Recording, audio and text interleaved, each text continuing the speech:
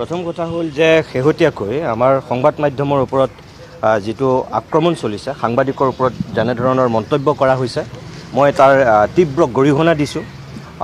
আৰু এইটোৱেই ক'ম যে যদি চৰকাৰৰ বৰমূৰীয়াসকলেই যদি সংবাদ মাধ্যমক তেনেকৈ ৰাজহুৱাকৈ তুচ্ছ তাচ্ছিল্য কৰে, তেতিয়াহ'লে আৰু কিবা বাকী থাকিব নেকি?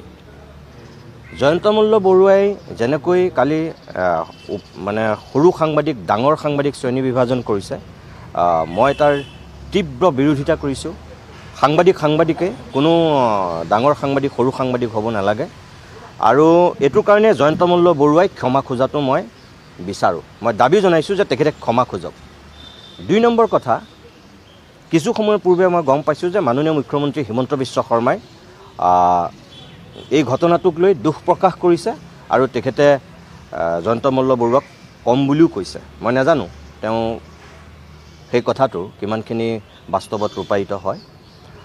যদি মুখ্যমন্ত্ৰীৰ সঁচাকৈ শুভবুদ্ধিৰ উদয় হৈছে, তেনেহ'লে তেওঁ লগত থকা সেই মন্ত্ৰীসকলক অন্ততঃ তেওঁ এইটো কথা শিকাওক যাতে সাংবাদিকক অন্ততঃ যিখিনি সন্মান কৰিব লাগে সেইখিনিত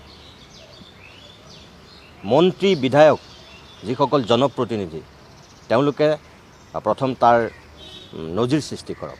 আৰু এই যে কোন মালিক, কোন পেপাৰ, কোন চেনেল এনেকৈ যে সোধে, মুখ্যমন্ত্ৰী মহোদয়েও যে প্ৰশ্ন কৰে, মই ভাবোঁ সেইবিলাকৰ কাৰণেই আচলতে তেওঁৰ লগত থকা মন্ত্ৰীবিলাকে এনেধৰণৰ সাহস পাইছে।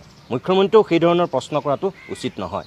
আৰু সেইকাৰণে আজি জয়ন্ত মল্ল বৰুৱাৰ দৰে এগৰাকী মন্ত্ৰীয়ে এনেধৰণে প্ৰশ্ন কৰিব পাৰিছে। আজি যদি আমি সাংবাদিকসকলে জয়ন্ত মল্ল বৰুৱাৰ সংবাদমেল যদি আমি বয়কট কৰোঁ, তেতিয়া তেওঁ সংবাদ আমি যদি নিদিওঁ, সকলো যদি আমি সাংবাদিক একত্ৰিত হওঁ, তেতিয়া সেইকাৰণে মূৰত ধৰিব নালাগে মানুহৰ নিজৰ যিটো ভুল সেইটো তেওঁলোকে স্বীকাৰ কৰাটো আমি বিচাৰোঁ।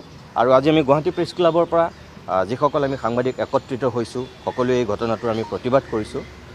এইটোৰ পৰা মই ভাবোঁ যে সাংবাদিকসকলৰ শক্তি অন্ততঃ তেওঁলোকে বুজি পোৱা উচিত।